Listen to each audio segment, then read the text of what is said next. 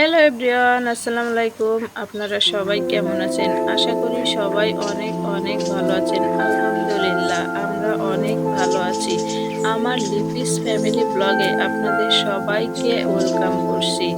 দেখেন এখানে আমি কিছু মুড়ি আর আম নিয়ে নিছি। এভাবে কে মুড়ি আর আম খেয়েছেন কমেন্টে জানাবেন। দেখেন আম আর মুড়ি খেতে খেতে কিন্তু বাইরের দৃশ্য দেখার অসাধারণ একটা দৃশ্য রয়েছে। আর তারপর দেখেন আমি এখানে আরেকটি জিনিস শেয়ার করি।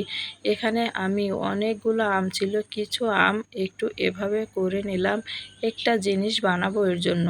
তারপর দেখেন এখানে আমার শ্বশুরকে নিয়ে আমরা গাড়িতে উঠে গেছি। কী জন্য বা কিসের জন্য গেলাম সেটিও আপনাদের সাথে ক্লিয়ার করব। মেন কথায় আমরা আসতে পারি, আমার শ্বশুর বিদেশ থেকে আসছে প্রায় ১ সপ্তাহ হতে গেল আমাদের বাসায়।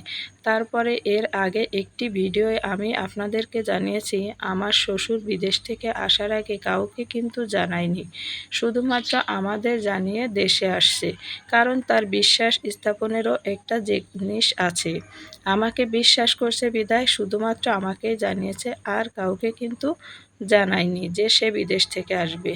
এটার জন্য আমি খুশি আবার খুশিও না, কারণ সবাইকে জানিয়ে আসলে হয়তো ভালো হতো, কিন্তু তার ফ্যামিলির লোকজন একটু অন্য ধরনের, এর জন্য কাউকে আর জানাইনি। সবাইকে না জানিয়েই আমার এখানে আছে যে আমি কাউকে কিছুই বলবো না যে আমি দেশে আসছি। দেখি কেউ আমার খোঁজ নেয় কিনা আমি কোথায় আসি বা না আসি। কিছু কিছু প্রবাসীদের জীবন মনে হয় এমনই হয়ে থাকে, টাকা দিবে, খাবে দাবে, চলবে, ঘুরবে, সবই শেষ, আর কিছুরই দরকার নাই, তার খোঁজ খবরের প্রয়োজন নাই। এখন বলেন, আমার শ্বশুর আসার পর এখানে ২-৩ দিন হয়ে গেছে। ২-৩ দিন থাকার পর আমি বলছি আপু চলেন আপনাকে গ্রামের বাড়ি নিয়ে যাই, যেহেতু কেউ জানে না।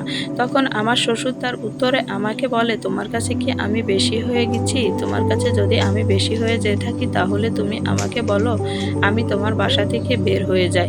তখন বলেন আর কেউ কি কিছু বলতে পারে তাকে? আমি বলছি আচ্ছা ঠিক আছে তাহলে থাকেন আপনি।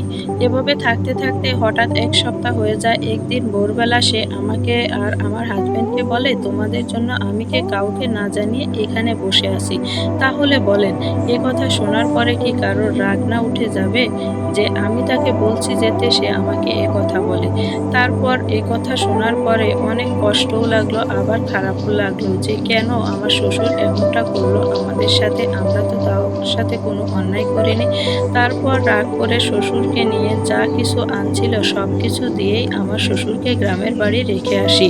Thanks for watching my video.